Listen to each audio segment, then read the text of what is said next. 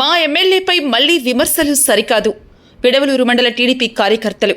నెల్లూరు జిల్లా మండల కేంద్రమైన విడవలూరులో తెలుగుదేశం పార్టీ మండల నాయకులపై వైసీపీ నాయకులు చేసిన వ్యాఖ్యలను ఖండిస్తూ మీడియా సమావేశం నిర్వహించడం జరిగింది.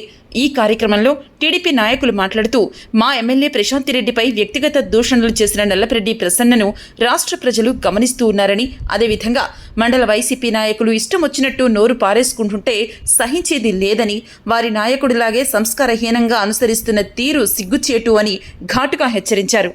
మీడియా సమావేశానికి విచ్చేసినటువంటి ప్రతినిధులకు మరియు తెలుగుదేశం పార్టీ మండల నాయకులకు, మా యొక్క కుటుంబ సభ్యులైనటువంటి తెలుగుదేశం పార్టీ కార్యకర్తలకు అందరికీ కూడా హృదయపూర్వక నమస్కారాలు.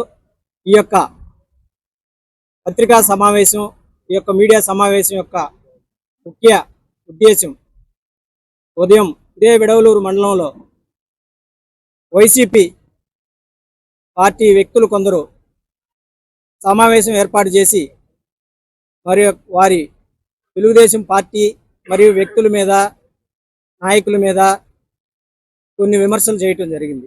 అందుకు ప్రతీకగా ఈ యొక్క సమావేశాన్ని ఏర్పాటు చేశాం. మరి ఈ సమావేశంలో ముఖ్యంగా ఆ యొక్క వ్యక్తులు మాట్లాడిన భాష, మాట్లాడిన తీరును ఖచ్చితంగా ఈ యొక్క పత్రికా ముఖంగా, మీడియా ముఖంగా నిర్ద్వందంగా ఖండిస్తున్నాం. రెడ్డి దంపతులు ఫోన్పేతో ప్యాకేజీ ఇస్తున్నారు అని అన్నాడు ఆయన. అయితే అయా, ఇదే వేమిరెడ్డి దంపతులతో సంవత్సరం క్రితం మీ పార్టీ, మీరు మాట్లాడిన నాయకులే, మీ జిల్లా నాయకులే, మీరు 6 సార్లు గెలిచిన నాయకులే అంటగాగారు కదా. మరి ఆ రోజు అభిమానులుగా చలామణి అయ్యారు కదా. మీరు ఆ రోజు మీరు ప్యాకేజీ తీసుకున్నట్లేనా? గ్రామ అధ్యక్షుడిని వాడు పెద్ద నాయకుడు, వాడు పెద్ద నాయకుడు, మా నాయకుడా పోకర్ నా కొడుక, వాడు ఒక నాయకుడా, మా ఎమ్మెల్యే తెచ్చే నాయకుడా. వాడికి సిమెంట్ రోడ్ లేదు, అసలు సిమెంట్ రోడ్ ఆడిపోతే వాడి ఇంటి పక్క వెనకేసిన ముందేసిన తెలిసిన నెలలోనే. వాడు పెద్ద నాయకుడు చెప్పుకుంటున్నాడు. ఎన్ని సంవత్సరాలు పెట్టదా వీళ్ళ తమ్ముడిని, మా తమ్ముడిని ఆడ పాలిపోళ్ళు అడిగిస్తేస్తే పోయి గోనపల్లి కొడితే మట్ల కేసులు ఇచ్చాడు. వాళ్ళ తమ్ముడు 3 నెలలు జైలు శిక్షలో ఉన్నాడు. ఉన్నప్పుడు మన వచ్చాడు. అది వాడు బతుకు. వాడిని పెద్ద హీరో చేసేది వీళ్ళు. ఆయన పద్మకుమార్టి 6 సార్లు గెలిచాడు. సరే 6 సార్లు ఒక్క కాలం తవ్వాడా? 6 సార్లు మా ప్రశాంతమ్మ తవ్వింది. ఫస్ట్ సారి గెలవటం 100 పొకిలాలు పెట్టింది. ప్రతి ఊరికి ఒక్కొక్క 2 పొకిలాలు కాక. ఖచ్చితంగా మీరు ఈరోజు ప్రెస్ మీట్ పెట్టడమే తప్పు. మీ శాసనసభ్యుడు చెప్పుకొని ఉండాలి. మాజీ శాసనసభ్యుడు ఆ విధంగా మాట్లాడకూడదనే చెప్పుకోండి. ఆయన ఖచ్చితంగా రేపు మీరు ప్రెస్ మీట్ పెడతారని ఆశిస్తున్నాం. దీనికి వివరణ మీరు ఇవ్వాల్సిందేను.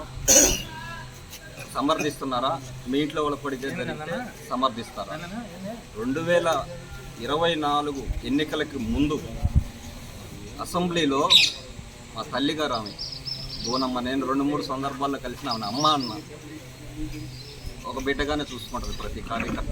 అటువంటి ఆమెని అసలు అసెంబ్లీలో ఆమె సభ్యురాలు కాదు, రాజకీయాల ప్రస్థానమే లేదు. ఆమె గురించి మాట్లాడి మీరు మాట్లాడిన మాటకి ఆ రోజు నారా చంద్రబాబు నాయుడు గారు అసెంబ్లీలో చేసినటువంటి శపథం చేసి నేను మళ్ళీ ముఖ్యమంత్రి అయితేనే ఈ సభలో అడుగు పెడతానని బయటకు వచ్చిన దానికి అది ఒక శాసనం అయింది. ఆ శాసనమే 151 స్థానాల నుంచి మిమ్మల్ని 11 స్థానాలకి కూర్చోబెట్టింది.